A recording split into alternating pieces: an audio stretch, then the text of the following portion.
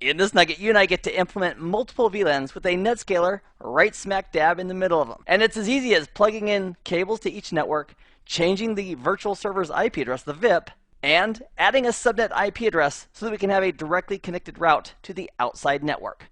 Let's begin.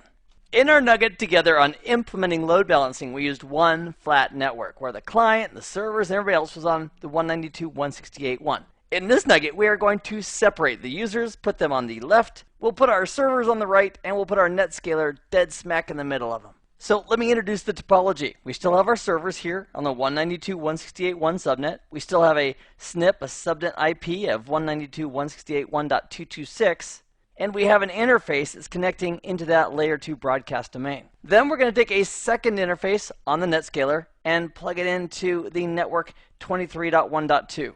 And this is the network that's connecting us to our service provider. Our service provider has the IP address of .2, and because we already have a load balancer set up that's doing load balancing across these three web servers, all we need to do is just change the virtual server IP to 23.1.2.3 so it's reachable from customers coming in here. And then the last piece, and this is a little bit tricky, is we need to add another subnet IP. And you might think, well, Keith, wait a second. The subnet IP is what the NetScaler is going to use to communicate with back-end servers. Why do we need a subnet IP over here on the 23.1.2 network as well? And the answer is for routing.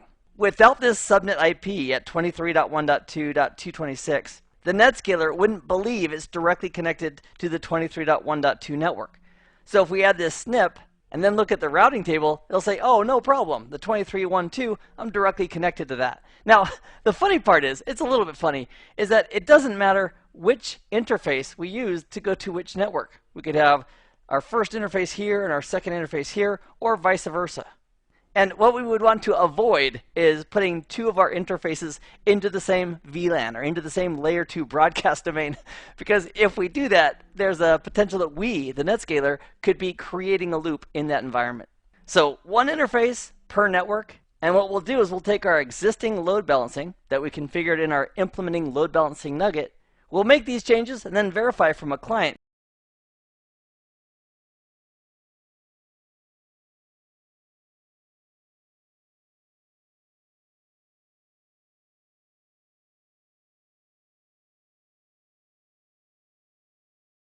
Down to routes. This is where we have previously set static routes on the system. And what I'd like you to notice is that we have a default route that we configured during the initial install. We have our loopback. We have a SNP for the 10.4.4. That's why we think we're directly connected to it. We've got our NetScaler IP and a SNP on the 192.168.1. So we believe we're directly connected to that network. And then we have a static route to 10.6.6 that has been manually added. However, you'll notice here, there's no route to the 23.1.2 network. And we can fix that by adding a SNP. So under network, we'll go up to IPs. So we're at NetScaler System Network IP.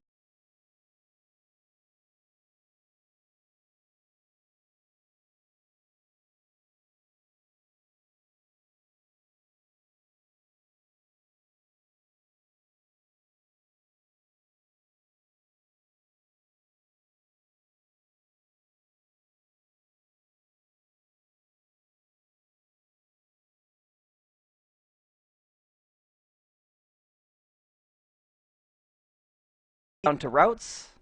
The NetScaler now believes it's directly connected to the 23.1.2 network, which is fantastic. And regarding interfaces, this NetScaler has many interfaces, but just so that you know where they're connected, this interface here is connected in the same layer 2 broadcast domain that's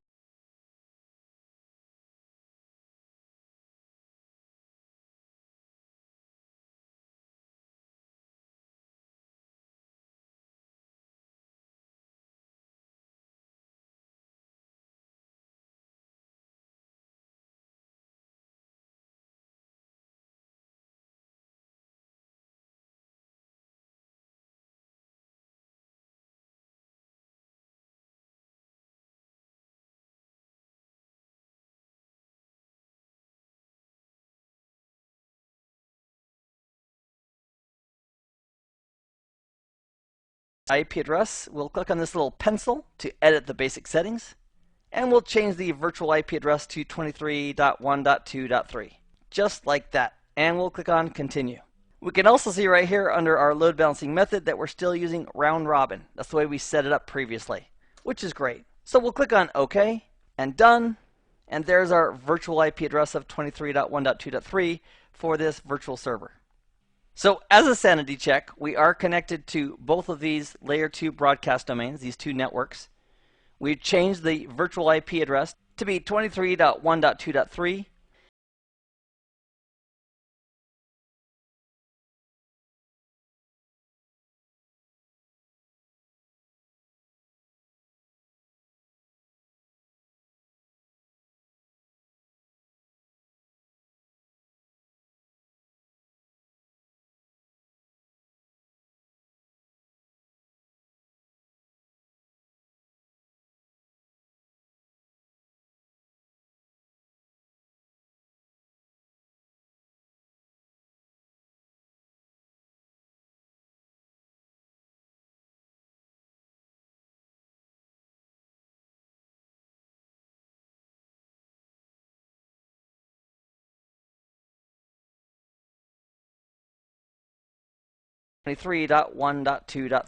and we'll press enter.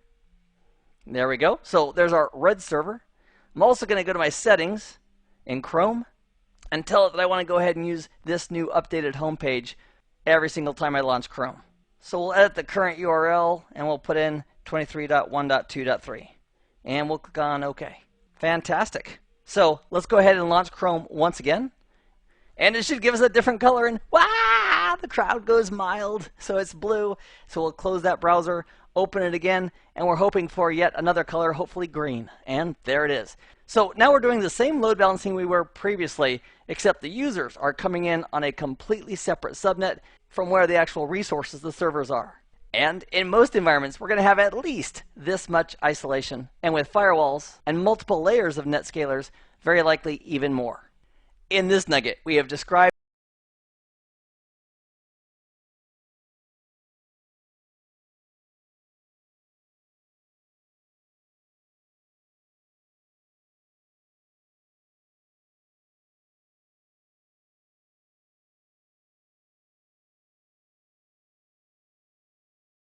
and I'd like to thank you for viewing.